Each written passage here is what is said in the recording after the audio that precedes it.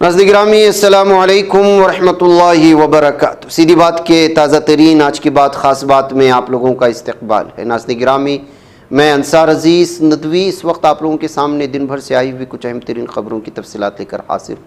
तफसीलात में जाने से पहले आप लोगों से जो दरख्वास्त होती है उस पर तवज्जो करने की अपील करूँगा। आइए नाज़रीन गिरामी, पहली खबर की जानिब बढ़ते। सफ़ा बैतुल माल की जानिब से खिदमत खल्क़ और रिफ़ाए आम के जज्बे के तहत शहर हैदराबाद की 3 मारूफ सरकारी दवाखानों Osmania general hospital, ENT hospital, Charminar hospital में ठंडे फिल्टर शुदा पानी की फराहमी के लिए वाटर प्लांट्स नस्ब किए गए। इस फलाही इक़दाम का मकसद शदीद गर्मी के मौसम में ज़ेर इलाज मरीज़ों, उनकी तीमारदारों, दवाखाने के अमले को साफ़, सेहत बख्श और ठंडा पानी मुहैया करना है। माह रमज़ान के दौरान इन तीनों दवाखानों में सफ़ा बैतुल माल की जानिब से नस्ब करदा वाटर प्लांट्स के ज़रिए 3 लाख लीटर से ज़ायद ठंडा फिल्टर्स पानी फराहम किया गया, जिससे हज़ारों अफराद ने इस्तिफ़ादा की। इस कार्य खैर को शहर के मुख्तलिफ तबक़ात की जानिब से सराहा गया। से एक नुमाया खिदमत तस्वूर किया गया जो तिब्बी सहूलियात से वाबस्ता फलाही पहलुओं को उजागर करती है। सफ़ा बैतुल माल का यह अमल न सिर्फ मरीज़ों के आराम और सहूलत का ज़ामिन है, बल्कि इससे माशरती यकजहती और इंसानी हमदर्दी का पैगाम भी वाज़ेह तौर पर छलकता है। इदारा आइंदा भी अपने इसी जज्बे को बरकरार रखते हुए शहर के दीगर सरकारी और नीम सरकारी इदारों में इसी सहूलियात फराहम करने के मंसूबे रखता है ताकि आम इंसान को राहत पहुँचाई जा सके। उधर नाज़रीन गिरामी, मुल्क की सिलिकॉन वैली जिसका मुआजना अमेरिका के कैलिफोर्निया से किया जाता है, यानी कि बेंगलुरु में, और ये सॉफ्टवेयर डेवलपर्स और IT कंपनियों का मरकज़ है। मुल्क भर से नौजवान और काम करने वाले पेशावर अफराद यहाँ काम करते हैं, लेकिन कई मौक़े पर ख़वातीन वर्किंग प्रोफेशनल्स के हवाले से सवालात उठाए गए। बेंगलुरु में 29 साला खातून के साथ छेड़छाड़ का सनसनीखेज़ मामला सामने आया। वाक़या जुमेरात की रात 11:30 बजे कोरामंगला में पेश आया। सुनसान सड़क पर औरत को बदमाश ने छेड़ा, मदद के लिए चिल्लाती रही, लेकिन राहगीर बस देखते ही रह गए। उसने ऑटो ड्राइवरों को रोकने की कोशिश की, लेकिन किसी ने उसकी मदद नहीं की। पुलिस उस बदमाश की तलाश में है। नेशनल कॉन्फ्रेंस के सदर जम्मू कश्मीर के साबिक वज़ीर आला फारूक अब्दुल्ला हफ्ते के रोज़ पहलगाम पहुंचे। इस दौरान उन्होंने सेल्फी पॉइंट पर कुछ सयाहों से मुलाकात की, उनके साथ तस्वीरें भी बनाई। इस मौके पर उन्होंने फ़ख्री अंदाज में कहा कि दहशतगर्दाना हमले के बाद सयाहों का यहाँ आना दिल खुश कर देने वाली बात है। जो लोग उनके अंदर दहशत फैलाना चाहते थे वो नाकाम हो चुके हैं। मुल्क के सबसे बड़ी तिजारती bank state bank of India को माली साल 2024-25 के आखिरी तिमाही में खालिस मुनाफे में 10% के करीब कमी का सामना करना पड़ा है। बैंक ने हफ्ते को बोर्ड ऑफ डायरेक्टर्स की मीटिंग के बाद जारी मालियाती नताइज में बताया कि मार्च 2025 को ख़त्म होने वाली चौथी तिमाही में उसका खालिस मुनाफा 18,643 करोड़ रुपए रहा, जो पिछले माली साल की इसी मुद्दत में हासिल किए गए 20,698 करोड़ रुपए के मुनाफे के मुकाबले में 9.93% कम है। तृणमूल कांग्रेस लीडर साकेत गोखले ने ED डायरेक्टर राहुल नवीन के जरिए कुम्मे को दिए गए एक बयान पर अपना सख्त रद्दअमल जाहिर किया। उन्होंने इल्ज़ाम आयद किया कि ED के 98% मामले अपोजिशन लीडरान के खिलाफ दर्ज हुए। मजीद कहते हैं कि बाकी बचे हुए 2% वो लोग हैं जो BJP में शामिल हो गए। उत्तर प्रदेश के चंदौली में पूर्वा ट्रेन में आग लगने का वाक़या सामने आया। बताया जा रहा है कि नई दिल्ली में हावड़ा जा रही पूर्वा एक्सप्रेस के बोगी के नीचे आग लग गई। मुसाफिर ने ट्रेन से अचानक उठने वाले धुएं की जानकारी रेलवे कंट्रोल को। इसके बाद फौरी तौर पर ट्रेन को चंदौली के मझवाल स्टेशन पर रोका गया। ट्रेन के अमले ने फौरी तौर पर आग पर काबू पाकर ट्रेन को बहिफाजत मंजिल मकसूद के लिए रवाना कर दिया। इस तरह मुसाफिर की समझदारी की वजह से एक बहुत बड़ा हादसा टल गया। हालिया दिनों में सोने की कीमतों में काफ़ी तेज़ी आ गई थी। सोने की कीमतों ने 1 लाख रुपए फी 10 ग्राम की कीमत को भी पार कर लिया, लेकिन अब इसकी कीमत में 7 से 8 हज़ार रुपये तक की कमी आ गई है। यही वजह है कि आने वाले 4 से 6 माह में सोने की कीमतों में ऑल टाइम बाय से करीब 19,000 रुपये तक की कमी देखने को मिल सकती है। केडिया एडवाइजरी के डायरेक्टर अजय सुरेश केडिया के मुताबिक आइंदा 4 से 6 माह में सोने की कीमत 80,000 रुपये तक आ सकती है। इसकी पूरी उम्मीद है कि 10 ग्राम सोने की कीमत 80,000 से 85,000 के दरमियान पहुंच जाए। मणिपुर में जारी तशद्दुद को 2 साल मुकम्मल होने पर कांग्रेस सदर मल्लिकार्जुन खड़गे ने वज़ीर आज़म नरेंद्र मोदी पर सख्त तनकीद की। उन्होंने एक्स साबिका ट्विटर पर पोस्ट करते हुए कहा कि मणिपुर में 2 साल से तशद्दुद जारी है, लेकिन वज़ीर आज़म ने अब तक रियासत की सरजमीन पर कदम नहीं रखा। खड़गे ने वज़ीर आज़म से 3 सवालात पूछे और कहा कि उनकी हुकूमत राज धर्म की पैरवी करने में नाकाम रही है। गुज़िश्ता रोज़ मारूफ किसान लीडर राकेश टिकैत पर हुए हमले के खिलाफ आज मुजफ्फरनगर वाक़े सिसोली के GIC मैदान में किसान मजदूर सम्मान बचाओ महापंचायत बुलाई गई थी, जिसमें लोगों की ज़बरदस्त भीड़ शरीक हुई। इस महापंचायत में रुकने पार्लियामेंट इकरा हसन भी मौजूद थे। अपने खिताब के दौरान उन्होंने राकेश टिकैत पर हमला करने वालों को दहशतगर्द करार दिया है। हिमाचल प्रदेश की शिमला वाक़ संजौली मस्जिद की सभी मंजिलें तोड़ने का फैसला मकामी अदालत ने सुनाया। फैसला वक्फ बोर्ड और मस्जिद इंतजामिया के लिए शदीद झटका है। संजौली मस्जिद तनाज़े पर आज Shimla municipal corporation commissioner court में समाअत हुई। वक्फ बोर्ड के जरिए मस्जिद से मुतालिक जरूरी दस्तावेजात पेश नहीं किए जाने पर म्यूनसिपल कॉर्पोरेशन कमिश्नर ने मस्जिद की बाकी बची निचली 2 मंजिलों को भी तोड़ने का हुक्म जारी कर दिया। ऊपरी मंजिलों को पहले तोड़ने का हुक्म दे दिया था, जिस पर मस्जिद इंतजामिया ने खुद ही नादामी कार्रवाई शुरू भी कर दी थी।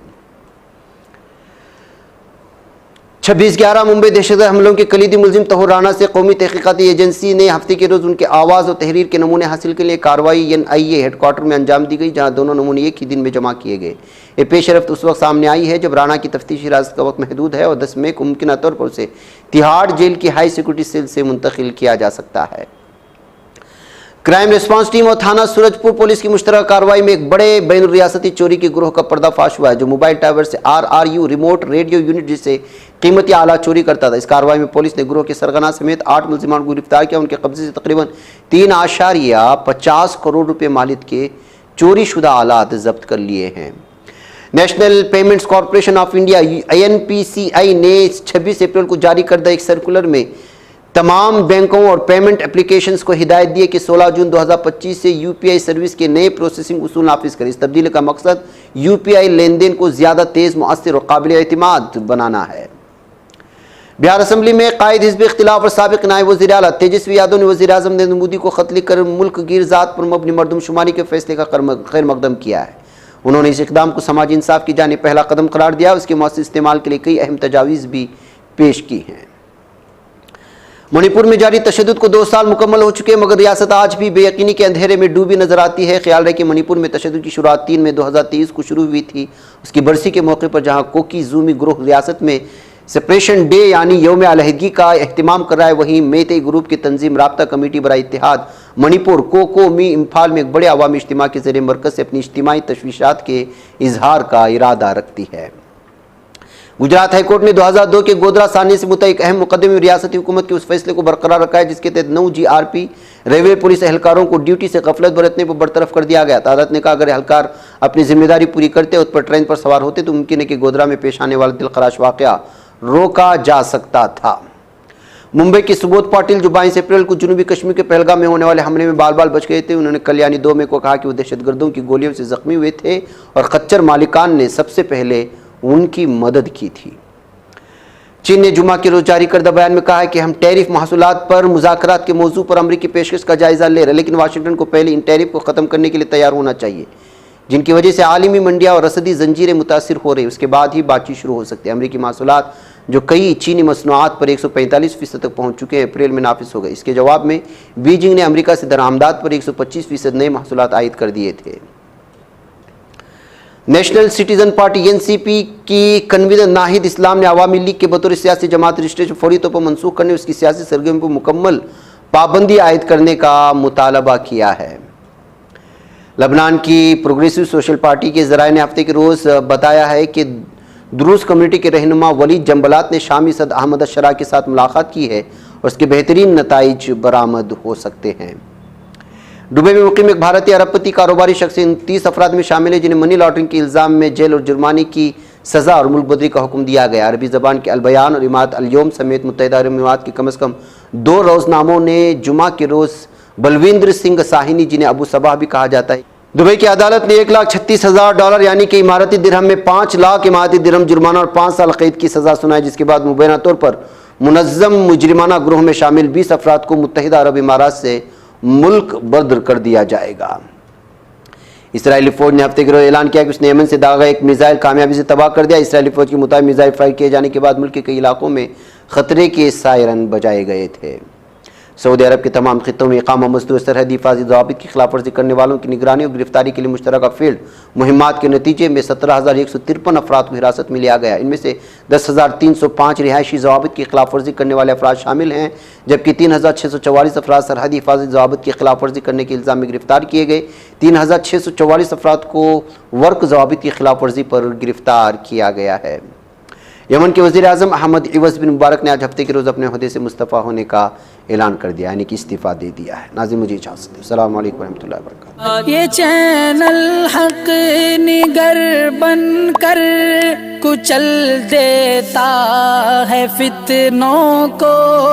अगर गंदी हो पॉलिसी तो मरते देख कितनों को। इसी बाजार में बिकते हुए देखा है सपनों को। सभी यकसां है ये पैगाम दो गैरों को अपनों को। वतन अहले वतन का है गुले बेखार